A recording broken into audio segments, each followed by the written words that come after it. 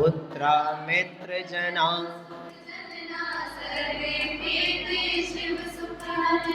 भज महावीरं भज महावीरं भज महावीरं भवपाठाधो भ्रमणं कृत्वा सम्यग् धर्मरतिं ननु हित्वा हे मनुजत्वं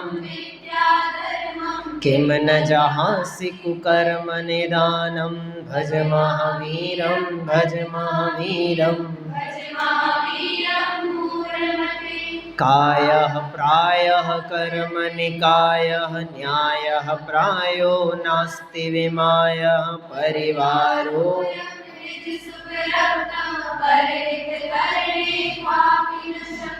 भज महावीरं भज महावीरं भज महावीरं नायं देहो दिव्यविलास स्थाता स्थिरतरकल्पितवास माता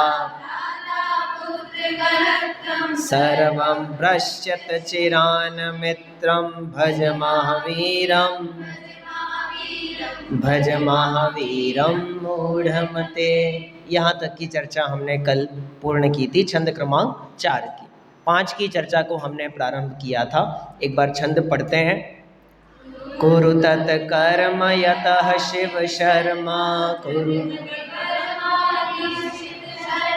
धृतमति वर्मा निश्चित धर्मा धृतमति वर्मा येन विना मानव भवलाभो येन विना मिथ्या भाति कुरंग जलाभः मिथ्या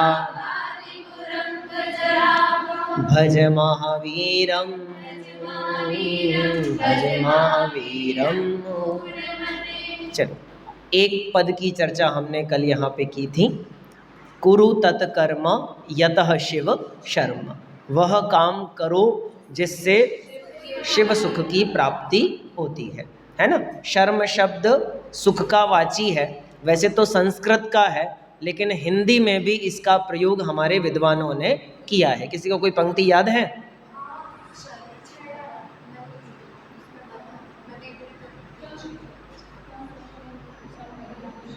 शर्म शब्द का प्रयोग जहां पर आया हो। तीर्थंकरों के नवन जलते भय तीरथ शर्मदा शर्मदा है ना। शर्म शब्द का प्रयोग है, सुख का वाची शब्द है। और भी है, जो महाअर्घ कह रही है उसमें पंक्ति याद आती है? नहीं याद आती। देखो, देख लेना, हमने आपको आइडिया बता दिया। ये इसका अर्थ होता है। यहाँ शर्म लज्जा का वाची नहीं है। वो जो शर्म है वो उर्दू वाला शर्म है ना। हिंदी में शर्म नहीं होती, हिंदी में लज्जा होती है, लाज होती है। और संस्कृत में शर्म का अर्थ होता है सुख। बराबर। चलो दूसरी लाइन की तरफ बात करें, लेकिन पहले हमने आपसे कुछ होमवर्क दिया था। सिर्फ 2 शब्द दिए थे और कितनों ने किए तैयार? 1 2 3 4 5। हाँ अस्ति, एक पढ़ा, बहुत बढ़िया।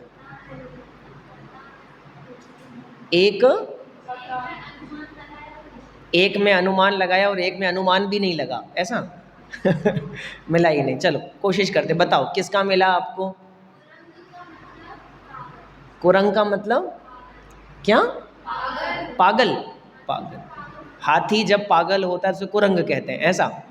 चलो देखते हैं और किसने मेहनत करी है अलग अलग, बताओ निर्जरा। कुरंग का मतलब 2 अर्थ दिए थे उसमें, एक तो दिया था कि पेड़ और दूसरा दिया था हिरण। क्या? हिरण। एक दिया है पेड़ और एक दिया है हिरण, ऐसा निर्जरा ने कहा। और इसके अलावा किसी को कोई अर्थ? हाँ,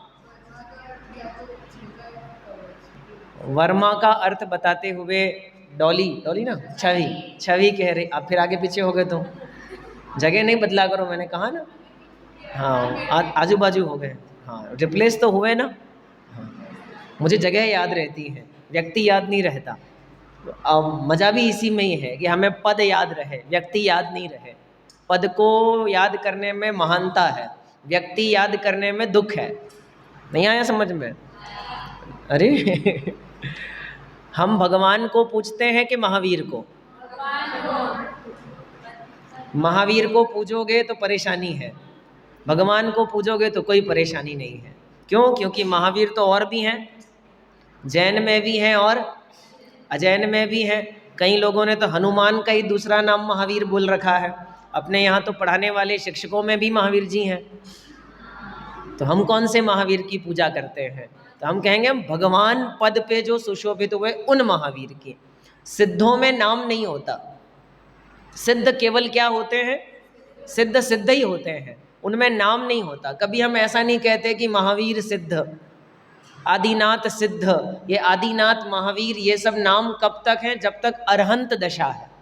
अरहंत दशा तक नाम रहता है, सिद्ध दशा में जाने के बाद नाम खत्म। आप दुनिया में भी कैटेगराइज नहीं करते कि ये तीर्थंकरों की जगह, ये सामान्य अरहंतों की जगह, कोई डिवाइडेशन नहीं है, सबके लिए बराबर स्थान है, बराबर। इसलिए नाम के पीछे कभी नहीं जाना। अब आ जाओ मूल विषय पे। अभी यहाँ हम शब्द की व्याख्या ले रहे हैं। वर्मा का अर्थ डॉली ने बताया, छवि ने बताया कि भैया वर्मा का अर्थ दो होते हैं। एक उसने कहा छिलका, है ना, और दूसरा अर्थ उसने कहा कवच। ठीक है, बहुत बढ़िया, यही लिखा ना? हाँ, और किसी ने मेहनत करी? कवच, बहुत बढ़िया। हाँ बोलो अंशिका, कवच, बराबर है। चलो ठीक है, अब थोड़ी सी अपन इसको एक्सप्लेन करने की कोशिश करते हैं, शब्दों को अर्थ से समझने का प्रयास।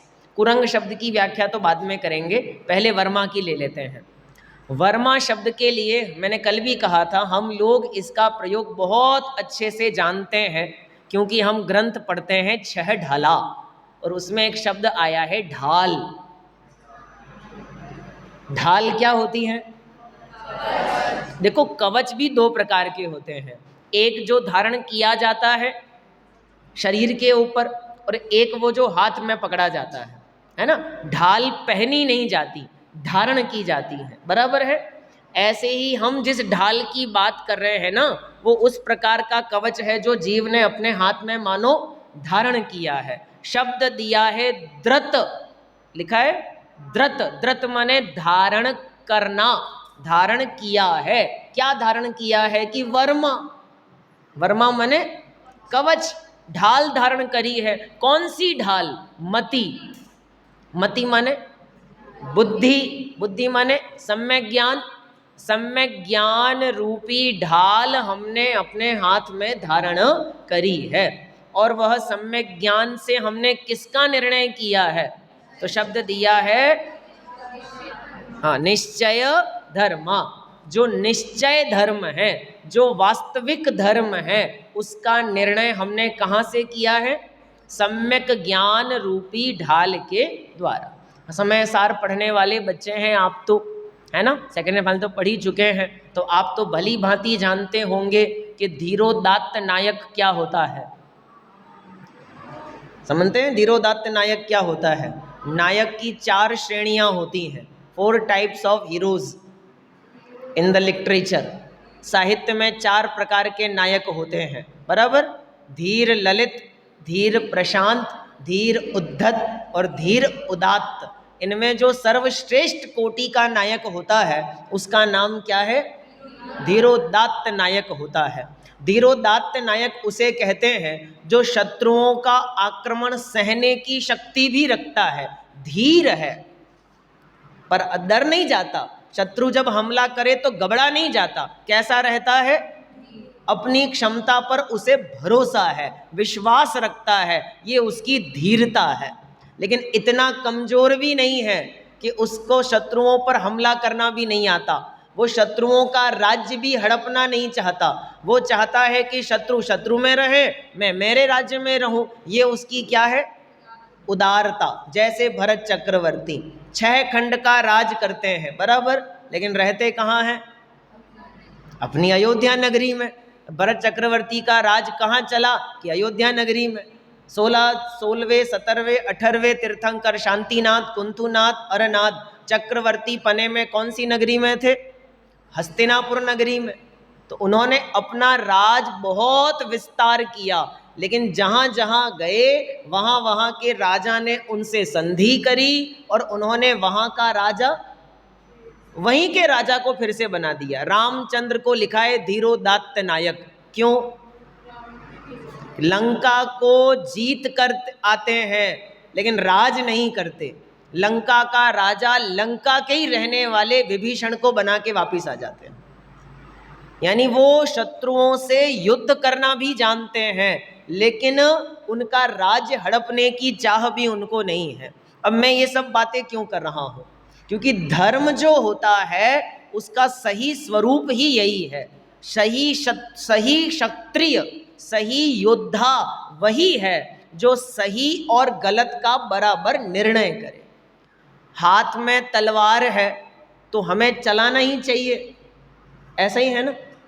नए चक्र पढ़ा आपने, उसमें एक पंक्ति है पुरुषार्थ सिद्धि उपाय की, अत्यंत निशित धारम दुरासदम जिनवरस्य नए चक्रम। क्या अर्थ है इसका?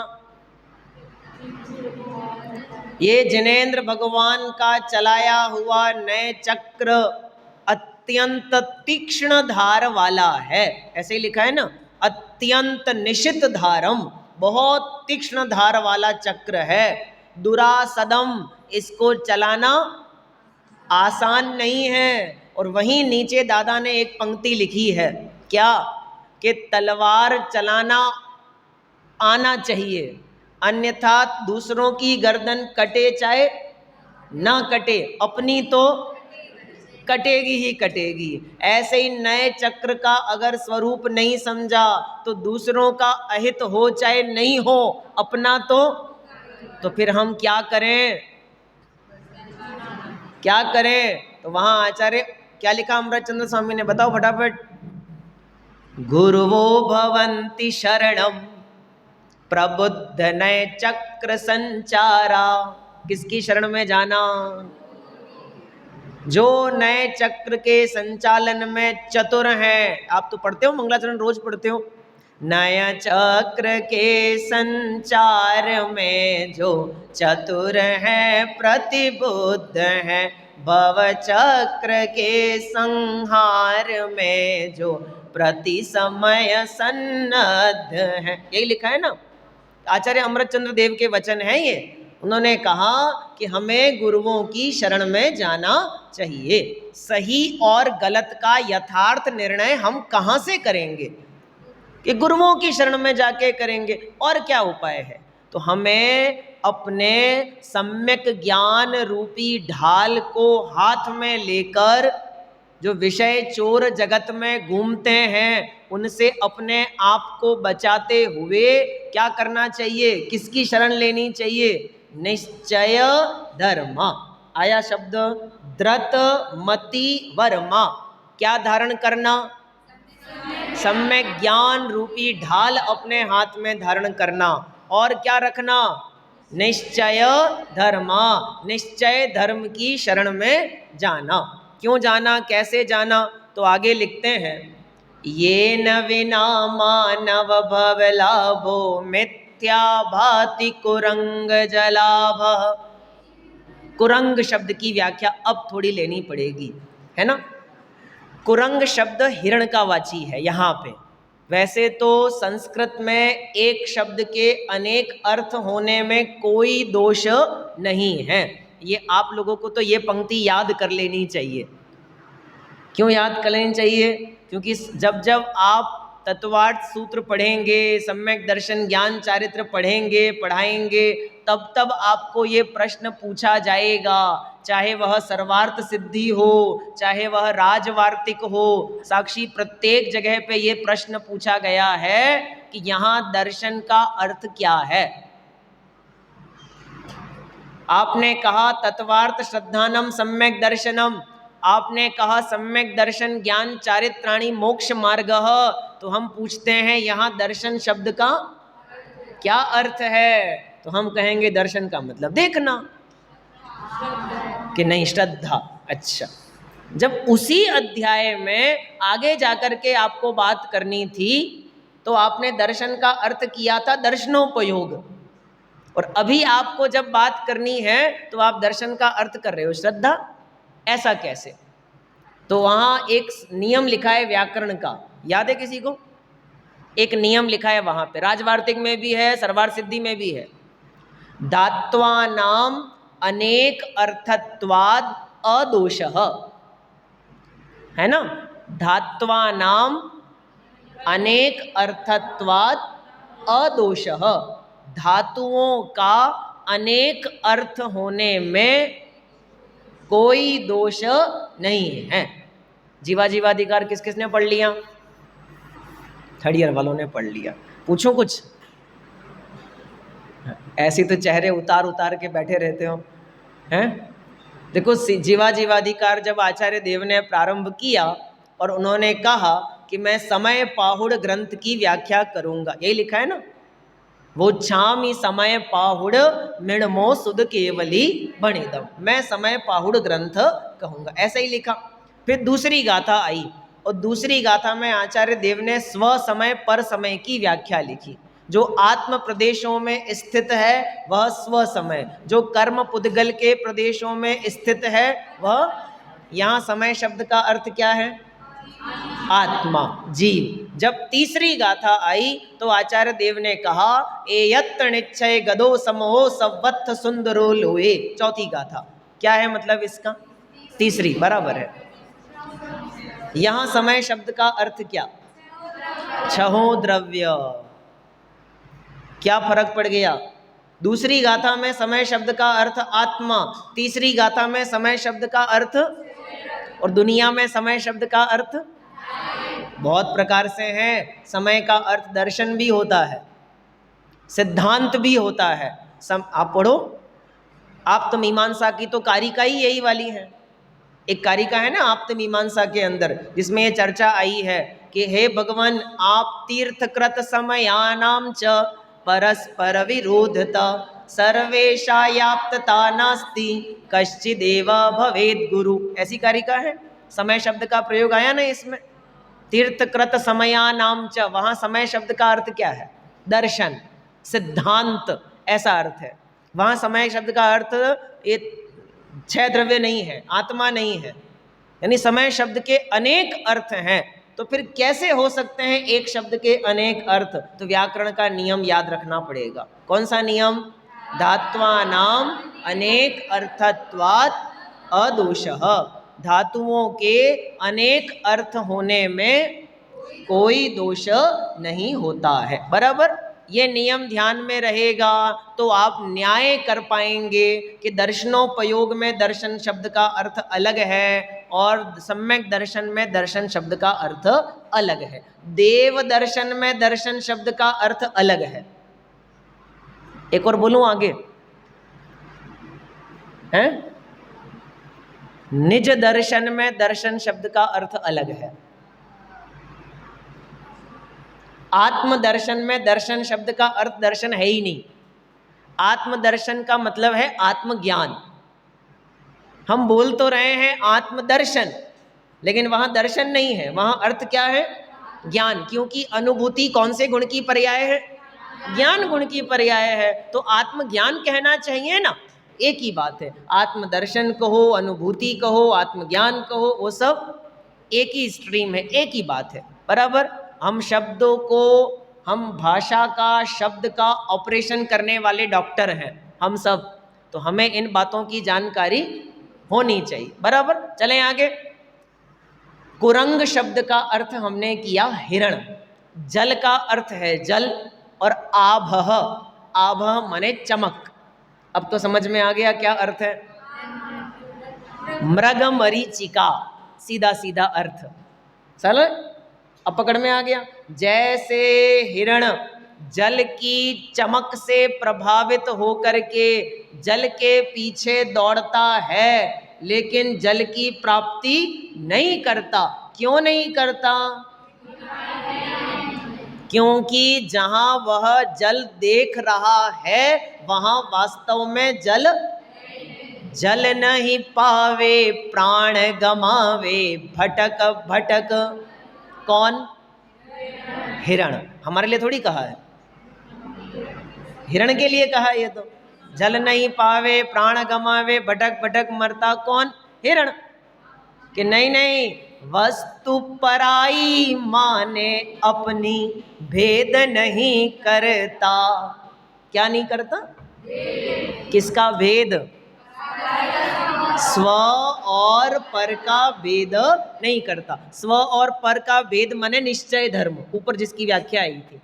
वो स्वरूप नहीं जानता, इस कारण से जैसे वह हिरण जल की चमक में दौड़ता है, वो दौड़ दौड़ कर अपना जीवन क्या कर देता है?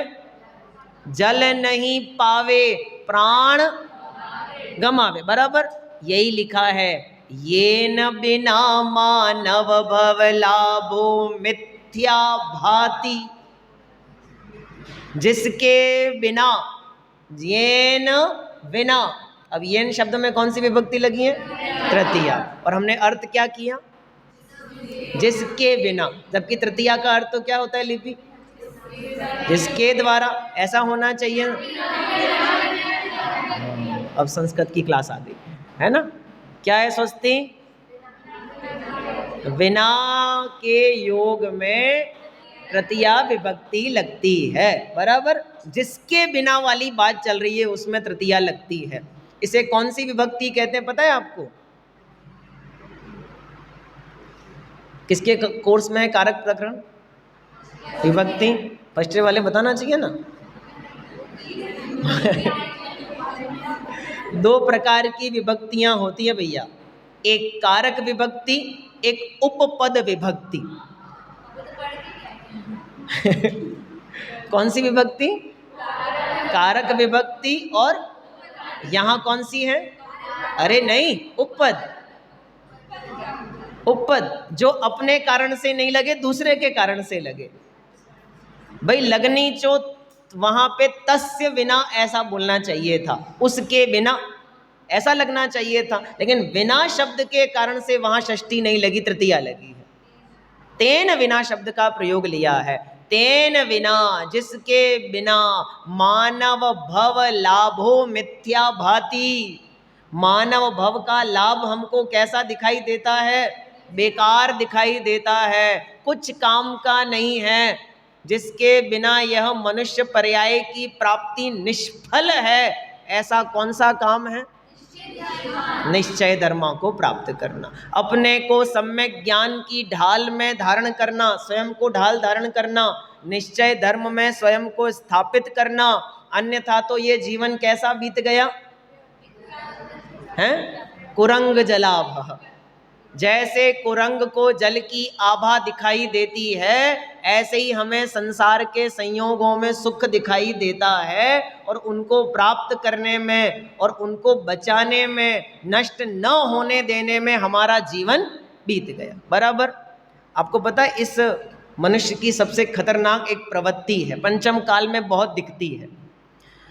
हम कितने सुखी हैं, है ना, इसमें खर्चा नहीं लगता, पर हम सुखी हैं ये बताने में खर्चा लगता है। हमारा बुआ जी क्या मतलब है इसका? नहीं आया समझ में? भैया आप व्यापार कर रहे हो, नौकरी करते हो, महीने का लाख हजार रुपया कमाते हो, आपके अकाउंट में पैसा रखा है, तो रखा है पैसा, कहाँ दुख दे रहा है आपको? बढ़ता ही जा रहा है वो तो, आप सैलरी आती जा रही है, पैसा बढ़ता जा रहा है, कहाँ आपत्ति है? लेकिन हमें ये टेंशन है कि लोगों को कैसे पता चले कि मेरे पास पैसा है। उनको भी तो पता चलना चाहिए ना। तो जैसे ही मेरे अकाउंट में सैलरी बढ़ती है, ऐसे ही मुझे इच्छा जगती है कि गाड़ी पुरानी हो गई है, नई ले लेनी चाहिए। घड़ी पुरानी हो गई है, मोबाइल पुराना हो गया है, एक सोने की चैन और खरीद लेते हैं, ये ले लेते हैं, वो ले लेते हैं, काहे के लिए? है ना? इस जीव का पुण्य का उदय इसके लाभ के लिए था, स्वयं के लाभ के लिए, लेकिन मैंने इसे खर्च कहाँ किया? हाँ, यानी हमने अपने आप को चलता फिरता शोकेस समझ रखा है। चलता फिरता शोकेस हूँ मैं, लोग आए देखें और ये कहें कि बहुत बढ़िया, बहुत अच्छा है। आप लोग तो सब एक जैसे ही दिख रहे हो। अगर थोड़ी परमिशन मिल जाए ना सबको कपड़े अलग अलग पहनने की। स्कूलों में यूनिफॉर्म पॉलिसी होती है, पता है आपको? यूनिफॉर्म पॉलिसी का मतलब क्या होता है? कपड़े से नहीं होता यूनिफॉर्म पॉलिसी। हाँ, सबके साथ समान व्यवहार किया जाएगा और समान व्यवहार के नाते ही यूनिफॉर्म पहनाई जाती है। क्यों? हाँ, ताकि कोई अमीर होगा तो वो और बढ़िया वाले कपड़े पहन के आएगा, कोई गरीब होगा तो सामान्य वस्त्र पहन के आएगा। तो कहा कि नहीं, उसके पारिवारिक वातावरण का असर उसकी पढ़ाई पर नहीं होना चाहिए। जब वो स्कूल में पढ़ने बैठेगा तो उसको बगल वाले को देख के ये नहीं लगना चाहिए कि ये बढ़िया मैं कम। सब कैसे दिखने चाहिए? एक जैसे, बराबर, ऐसा समझना। इस विचार से आप लोगों को के ऊपर भी क्या लागू पड़ी है? Uniform policy. अभी सब एक जैसे बैठे हो तो मैं जान रहा हूं कि कौन कौन सी क्लास का है। अभी किसी और को खड़ा करूं तो बता भी नहीं पावे। आप भी बैठे भी तो एक द्रव्य दूसरे द्रव्य में मिल करके, एक में होकर के बैठे हुए हो बिल्कुल। यूनिफॉर्म पॉलिसी का मतलब है मन में छोटे बड़े की भावना नहीं आने देना चाहिए। समझ में आ गया? क्लियर सारा मैटर? कोई शब्द अछूता तो नहीं रहा हमारे? क्या? भांति, भांति, भा धातु से बना है भांति। भांति माने दिखाई देता है। मिथ्या भांति, झूठा दिखाई देता है। क्या? यह मनुष्य पर्याय का लाभ जिसके बिना, किसके बिना? निश्चय धर्म के बिना यह मनुष्य पर्याय की प्राप्ति कैसे है? बेकार है। कोई भजन याद आता है आपको इसके ऊपर? कोई भजन याद आता है? जिसके बिना मनुष्य पर्याय की प्राप्ति बेकार। मैं सरल कर देता हूं, शून्य है, जीरो है, और सरल कर दूं, जिसके बिना मनुष्य पर्याय को धिक्कार है। अब आप सही ट्रैक पे चले गए। धिक धिक जीवन समकित बिना, धिक धिक जीवन। अब मैंने भजन क्यों गाया? इसकी पंक्तियां पढ़ी हैं? नहीं पढ़ी। अब पढ़ना जा करके, उस सारी पंक्तियों को पढ़ना ध्यान से। क्या लिखा है वहां पे? जैसे बिना एकड़े बिंदी। हिंदी बोलो इसकी, एक विधान के अंदर की पंक्तियां हैं। जैसे अगर इकाई हो तो शून्य सभी होते बलवान, बिना इकाई शून्य शून्य है सभी जानते हैं गुणवान। मैं दृष्टांत दे के समझाता हूँ थोड़ा, आपको जल्दी पकड़ में आएगा, क्योंकि दृष्टांतों से हमारे दिमाग में बात जल्दी बैठ जाती है।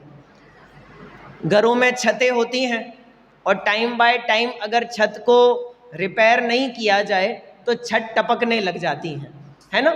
तो इसके ऊपर एक कंपनी ने विज्ञापन बनाया था, डॉक्टर फिक्सिट ने। सबसे पहले अपना जो विज्ञापन बनाया, आप लोगों ने देखा हो तो, कि एक दादाजी थे, वो मरने की कंडीशन में है, बिस्तर पे लेटे हुए हैं, और उनका बेटा उनके पास अपनी बिल वसीयत लेकर के जाता है और वहाँ साइन करवा लिए उसने कि भाई 10 लाख रुपया इसके नाम पे वसीयत में लिख दिया। अब वो 10 लाख रुपया उसने लिखवा दिया, वहाँ पे दिख रहा है बराबर लिखा हुआ 1 + 0,0,0,0 जितने होने चाहिए सब है। और वो राजी खुशी जा रहा था दरवाजे तक। फिर विचार आया कि नहीं, 10 लाख थोड़े कम है, थोड़े कम है, तो वापस लौट के आया और पिताजी का हाथ पकड़ के 1 0 और बढ़वा दिया। अब कितने हो गए? 10 लाख में 1 0 और लगा तो कितने हो गए?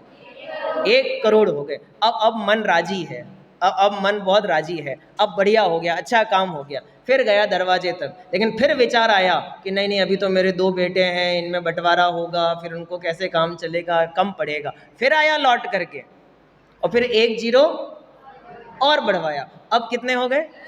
अब 10 करोड़ हो गए। अब उसका मन राजी, अब बिल्कुल राजी खुशी मन प्रसन्न करके जा रहा है, और ऊपर से पानी की एक बूंद गिरी, एक बूंद गिरी, खाली एक बूंद, एक टपका बूंद का, छत टपक रही थी ना, एक बूंद गिरी और उसमें से एक चला गया। क्या चला गया? उसने बढ़ाए क्या थे?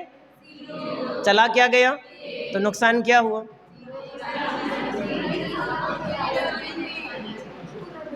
कुछ नहीं, पूरे चले गए। अरे गजब हो गया। हम क्या बढ़ा रहे हैं, इकाई के जीरो? जीरो बढ़ने से वैल्यू बढ़ती है कि इकाई लगने से वैल्यू बढ़ती है? जैसे अगर इकाई हो तो शून्य सभी होते बलवान, बिना इकाई शून्य शून्य है, सभी जानते हैं गुणवान। समझ में आया? इसलिए लिखा कि सम्यक्त्व के बिना यह मनुष्य पर्याय बिना इकाई के बिंदी के जैसी है। आगे लिखा है उसी भजन के अंदर, जैसे चंद बिहूनी रजनी।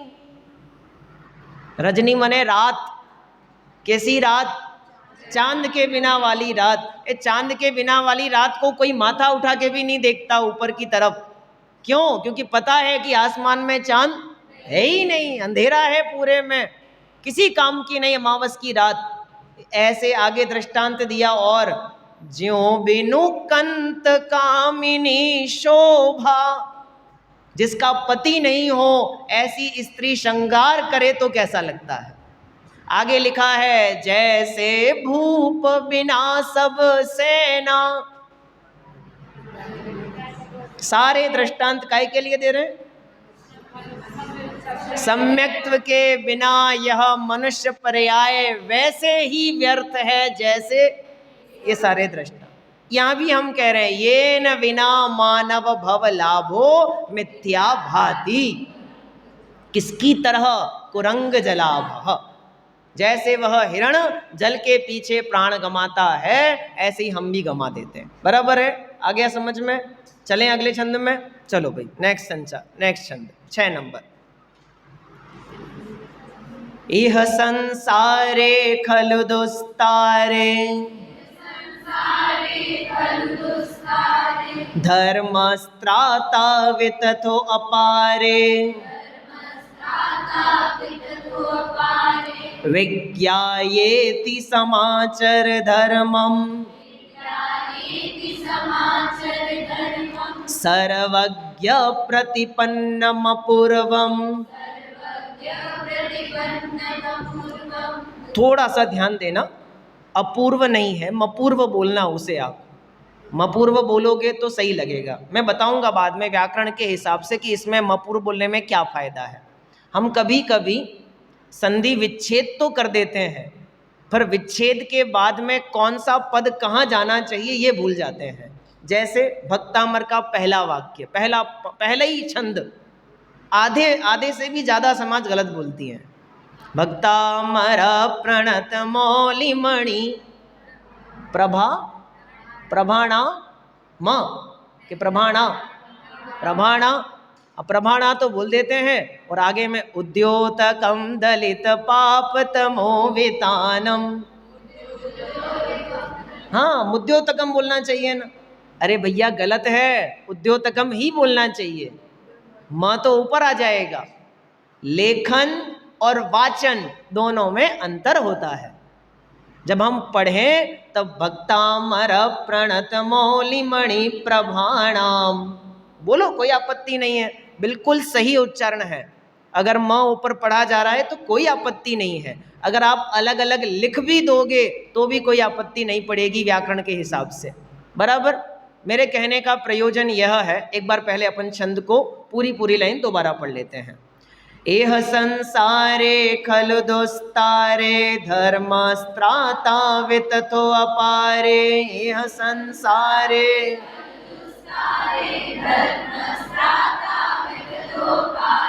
विज्ञायेति समाचर धर्मं, सर्वज्ञ प्रतिपन्नम अपूर्वं। विज्ञायेति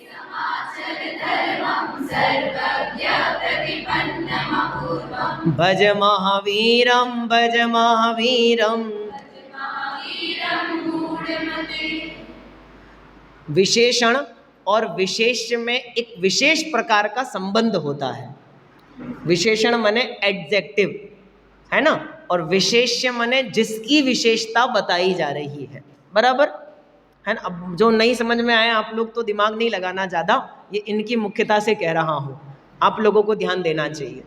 विशेषण और विशेष्य दोनों में एक विशेष प्रकार का संबंध पाया जाता है संस्कृत में। क्या संबंध होता है पता है किसी को? ऐसा मत बोलो, एक विभक्ति मत बोलो, ऐसा बोलो जो विभक्ति विशेष्य में होती है वही विभक्ति, वही वचन, वही लिंग विशेषण में भी होता है। बराबर।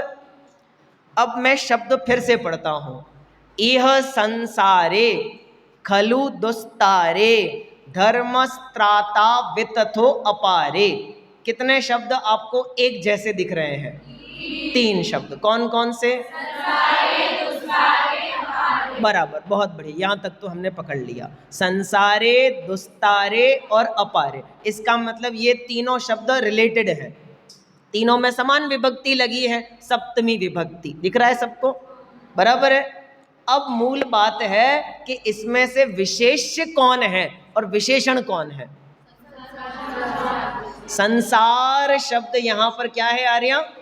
विशेष्य। विशेष्य और उसके 2 विशेषण। बहुत बढ़िया। यानी वह संसार कैसा है? दुस्तारे। तार मने तिरने के अर्थ में लगी धातु है, दुस लगा दिया तो कठिनता का अर्थ आया। बराबर। दुर उपसर्ग का प्रयोग करने से कठिनता का अर्थ दुर्गम। बराबर है। जिस पर जाना कठिन होवे उसे दुर्गम कहते हैं। दुर्बोध, जिसे समझाना कठिन होवे, समझना कठिन होवे, उसे दुर्बोध कहा जाता है। ऐसे ही यहाँ अर्थ है दुस्तार, जिसको पार कर पाना बहुत कठिन है। ऐसा कौन है? एक शब्द और क्या लगा है? अब अपार का अर्थ? हाँ बताओ क्या अर्थ निकला? जिसको पार नहीं किया जा सकता। बराबर। अच्छा, वो मेरी नाक नहीं कटवाना हो। अपार शब्द में कौन सा समास है? यदि मैंने पूछा है तो सोच समझ के ही पूछा होगा, मुझे पता था कि यही बोलोगे। अरे बेटा, नहीं आए तो नहीं बोलना, वो भला कोई बात नहीं, कोशिश तो करी। देखो, नए तत्पुरुष बोला आपने तो इतना तो आप जानते हो कि ऐसे शब्द नए तत्पुरुष में बनते हैं। बराबर।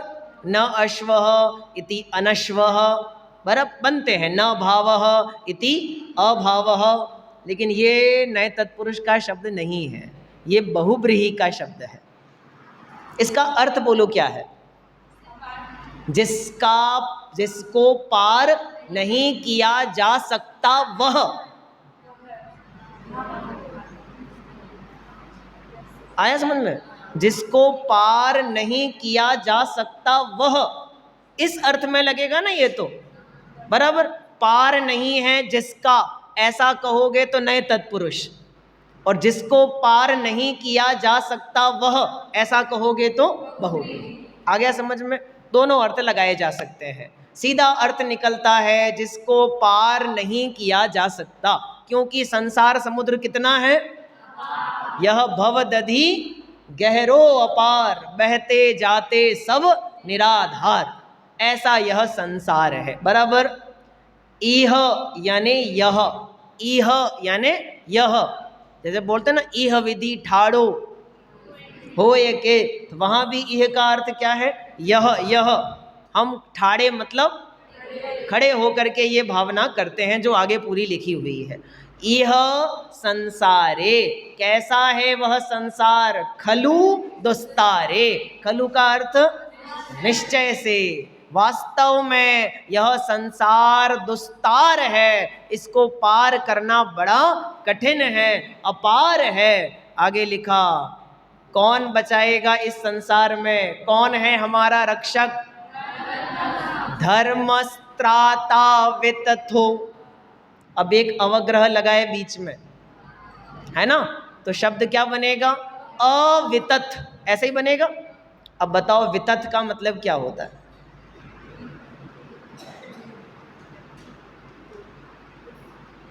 वितथ, वितथ नहीं सुना शब्द वितथ कभी?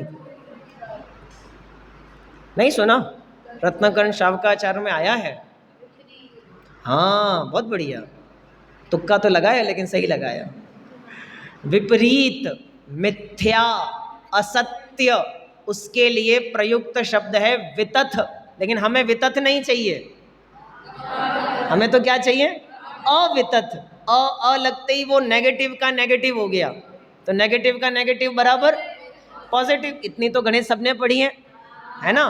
प्लस और प्लस टकराएंगे तो प्लस ही बनेगा, लेकिन माइनस और माइनस टकराएंगे तो भी प्लस बनेगा। तो एक वितत शब्द का अर्थ है झूठा, मिथ्या, और आगे हमने लगा दिया अ, तो एक नेगेटिव अ, एक नेगेटिव मिथ्या, दोनों टकराए तो पॉजिटिव शब्द सामने आया सत्य।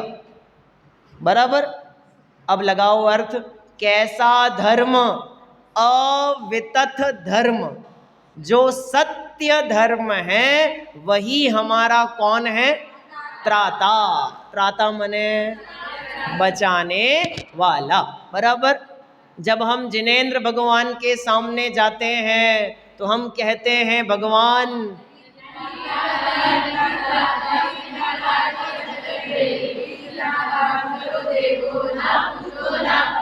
बहुत बढ़िया। वीत राग से बढ़कर देव ना जगत में कभी हुआ है और ना कभी होएगा। यदि हमारा कोई रक्षक है, कोई बचाने वाला है, तो वह कौन है? एकमात्र वीत राग धर्म ही हमारा कौन है? रक्षक। धर्मः त्राता वितथो। कैसा धर्म? अवितथ। तो ये अवितथ जो शब्द है वो किसका विशेषण है? धर्म का। अपार शब्द किसका विशेषण है? बहुत बढ़िया। दुस्तार शब्द किसका विशेषण है? यानी इस पूरी लाइन में दो मूल शब्द है, एक संसार और एक धर्म। संसार है दुस्तार, अपार, बराबर? वो भी कैसा लगा? खलु, निश्चय से। और इधर धर्म के लिए कहा धर्मः त्राता, अवितथ। जो सत्य धर्म है वही हमारे लिए कौन है? बचावन हारा है। बराबर? आगे चले, आगे चलते हैं दूसरी लाइन की तरफ। विज्ञाय इति अलग अलग कर दिया मैंने। विज्ञाय इति, इति मने ऐसा। विज्ञाय का अर्थ कौन बताएगा? विशेष रूप से जानकर। कर के अर्थ में तो हम त्वा प्रत्यय लगाते हैं भाई। कर, जब भी हम कोई दो काम करने वाले होते हैं और एक को कंप्लीट करके दूसरा करना होता है तो हमारे पास प्रत्यय है त्वा। हाँ, सो कर जब उठ जाओ तो ये कर लेना, नहीं फिर तो कुछ होगा ही नहीं। सो कर तो कुछ काम हो ही नहीं सकता, उसके बाद तो उठना होना बहुत मुश्किल है। ऐसा जब भी हमें कहना हो तो हम त्वा प्रत्यय का प्रयोग, जैसे हमने पहले किया था ऊपर वाले छंदों में। बराबर? हित्वा आया था। अब बताओ यहाँ पे विज्ञाय का अर्थ क्या? अरे अर्थ तो जानकर ही है, लेकिन प्रत्यय कोई और है। कौन सा प्रत्यय है? ल्यप प्रत्यय। कौन सा? हाँ, सब लोग ध्यान से देना भैया, संस्कृत पढ़ाने में मिले चाहे नहीं मिले, पढ़ लो। कौन सा प्रत्यय लगाए? अब मुझे कौन बताएगा कि त्वा क्यों नहीं लगा?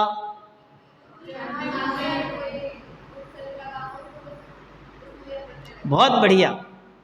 जब कभी धातु के साथ में उपसर्ग लगा होता है तो त्वा प्रत्यय का प्रयोग नहीं होता। कौन सा प्रत्यय लगता है? ल्यप प्रत्यय लगता है। जैसे दा धातु है, हमने त्वा प्रत्यय लगाया तो सिद्धि बनेगी दत्वा। क्या बनेगी?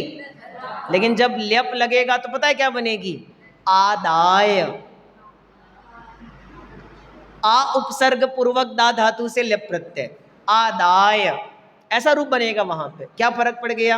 अर्थ में कोई फर्क नहीं है, अर्थ वही है, लेकिन व्याकरण के हिसाब से नियम यह है कि धातु डायरेक्ट आए तो त्वा, उपसर्ग सहित आए तो ल्यप, अर्थ दोनों का एक ही होता है। बराबर? विज्ञाय, वी मने विशेषपने, ज्ञा मतलब जानकर। किसको जानकर? ऊपर। अवितथ धर्म, जो सम्यक धर्म है उसे भली भांति जानकर क्या करना चाहिए? समाचर, समाचार नहीं लिखा है, समाचर, सम प्लस आ प्लस चर धातु, बराबर। क्या अर्थ हुआ? आचर, आचरण करना चाहिए। कैसा आचरण? सच्चे देव, सच्चे शास्त्र, सच्चे गुरु, इनकी श्रद्धा, ज्ञान, चरित्र, 7 तत्वों का सम्यक निर्णय, ये सब एक शब्द में क्या कहलाएंगे? समाचर। सम्यक आचरण करना चाहिए। किसका? धर्मम, धर्मम समाचर। ये वेद वाक्य है, सुना है वेद वाक्य ये वाला? धर्मम सत्यम वद, सुना है? ये तो वेद वाक्य है ये सब। ऐसे हम कह रहे हैं धर्मम समाचर। कैसे धर्म को समाचर? अवितथ धर्मम समाचर, सत्यार्थ धर्म का सेवन करना चाहिए। कैसा है वह सत्यार्थ धर्म? सर्वज्ञ प्रतिपन्नम पूर्वम, 2 शब्द, सर्वज्ञ प्रतिपन्नम, प्रतिपन्नम और आगे लगाया अपूर्वम। अब यहां म क्यों जरूरी है? क्योंकि मैंने शुरू में ही कहा था विशेष्य और विशेषणों में एक विशेष प्रकार का संबंध होता है। यहां विशेषण है धर्म और धर्म में लगी है द्वितीया, बराबर है? धर्मम समाचर, इसलिए विशेषण क्या बने? सर्वज्ञ प्रतिपन्नम। दूसरा विशेषण क्या लिखा? अपूर्वम। कैसा है वह धर्म? अपूर्व है, सर्वज्ञ के द्वारा प्रतिपादित है, केवली पन्नतम प्राकृत में ऐसे ही बोलते हैं ना। और हिंदी में क्या अनुवाद किया उसका? केवली प्रज्ञतम, ऐसे ही लिखते हैं। अरहंत भासियत्थम, अभी अभी आपने गाथा पढ़ी है, यही पढ़ी थी। अरहंत भासियत्थम गणधर देवे ही गंथियम सव्वम। हम किस सुदनाण महोदहिम को सिरसा माथा झुकाकर नमस्कार करते हैं? सुदनाण श्रुत ज्ञान रूपी महोदही, महोदधि आगम का समुद्र है, उसे हम मस्तक झुका करके नमस्कार करते हैं। किसने लिखा, किसने कहा? तो हमने कहा सर्वज्ञ प्रतिपन्नम। रत्नकरण शावकाचार्य का शब्द बताओगे? इसके लिए रत्नकरण शावकाचार्य में क्या शब्द लिखा है?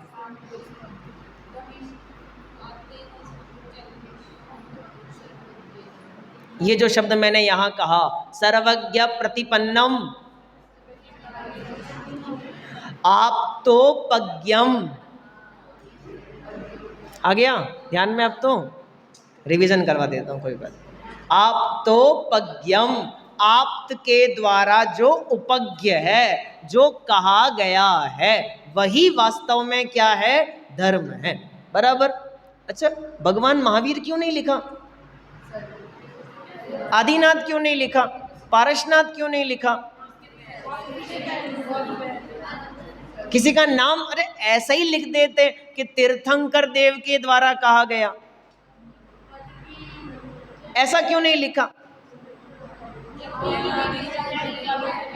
हाँ, हमें व्यक्ति की महिमा नहीं गानी चाहिए, पद की महिमा गानी चाहिए। जैन दर्शन अनादि से विद्यमान है, अनंत काल तक रहेगा, क्योंकि यह व्यक्ति प्रधान धर्म नहीं है, ये गुणों पे प्रधानता रखने वाला धर्म है। हमारे यहाँ प्रधानता यदि है तो गुणों की है ना। तत्वार्थ सूत्र का मंगलाचरण गुण प्रधान मंगलाचरण है। 6 ढाला का मंगलाचरण गुण प्रधान मंगलाचरण है, बराबर। हमें गुणों को ही प्रधान करना चाहिए। सारी दुनिया किसी न किसी को अपना हेड मान करके बैठी है। हम पारसनाथ के, हम महावीर के, हम इसके, वो उसके, लेकिन हमें किसको प्रधान करना चाहिए? गुणों को ही प्रधान करना चाहिए, बराबर। क्लियर हो गई सारी बातें? सर्वज्ञ के द्वारा जिसे कहा गया है, जो अपूर्व है, ऐसा यह जैन शासन है, ऐसा यह जैन धर्म है, इसको हमको क्या करना चाहिए? विज्ञाय, पहले तो क्या करना? जानना, और फिर क्या करना? समाचर, गड़बड़ नहीं कर देना। दो शब्द है ना, क्या क्या करना? जानना और आचरण करना। बिना जाने आचरण करोगे तो भी नुकसान होगा, जानोगे और आचरण नहीं करोगे तो भी नुकसान होगा, बराबर। दोनों में फायदा अपने को विचार कर लेना चाहिए। इसलिए पहले जानो, यानी आप पाठ पढ़ते हो भगवान बनेंगे, सम्यक दर्शन, बस बस बस पूरा सुना दोगे, पता है मुझे। उसमें एक पंक्ति आती है, जिन वाणी का जिन वाणी का श्रवण करेंगे, पठन करेंगे। कितने काम लिखे भाई आयुषी? कितने काम लिखे? 3 काम। कितने काम? 99% लोगों ने 2 ही काम समझे हैं, तीसरा तो समझा ही नहीं हमने। हमें क्या करना है? जिनवाणी को सुनना चाहिए, बिल्कुल ठीक बात है, लेकिन इन सब से ज़्यादा जरूरी क्या करना चाहिए? मनन करना चाहिए। मनन किए बिना ये पढ़ना और ये सुनना दोनों क्या है? बिल्कुल बेकार है। एक दृष्टांत दिया है, राजवार्तिक में है संभवतया, कि दवाई लेकर के व्यक्ति घर आ गया, वैद्य से रोग की दवाई लेकर के व्यक्ति घर आ गया। अब उसको पता है कौन सी दवाई कब देनी है, कौन सी सुबह कौन सी शाम, सब पर्चे पर लिखा हुआ है। वो लेकर के भी आ गया पर लेता नहीं है। उससे पूछो तो उसे भली प्रकार पता है कि ये दवाई इस काम आती है, इसको इतनी लेनी है, दूध के साथ लेनी है, पानी के साथ लेनी है, खाने के पहले, खाने के बाद, लेकिन लेता नहीं है बस खाली। तो फिर क्या काम की? रुपया भी खर्च करे, है ना, उपयोग भी खर्च करे, लेकिन मिला क्या?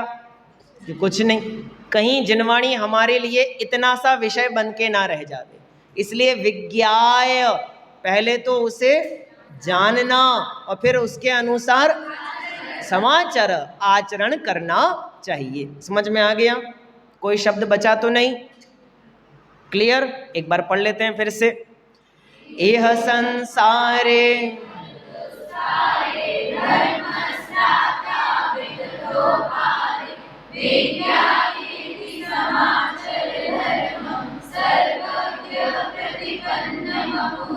भज महावीरम, भज महावीरम।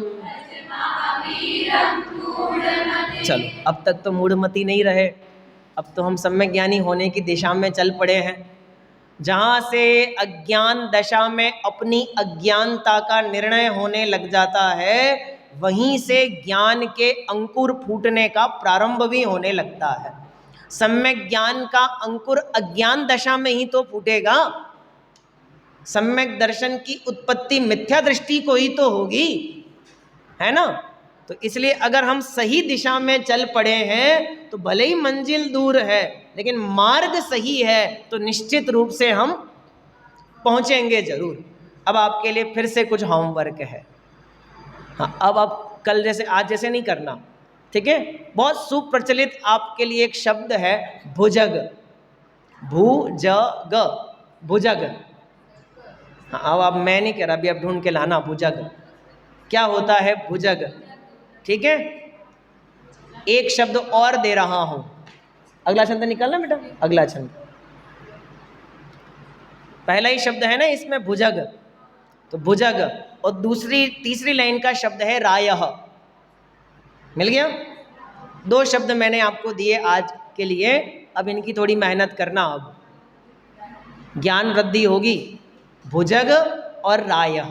भुजग शब्द मिल जाएगा आसानी से, रायः थोड़ा कठिन पड़ेगा, लेकिन कोशिश करोगे तो मिल भी सकता है, ठीक है। ये आपका कल के लिए होमवर्क है, आप पढ़ के आइएगा। कल अपन इससे आगे की चर्चा करेंगे। अभी विराम। ओम नमः सिद्धे।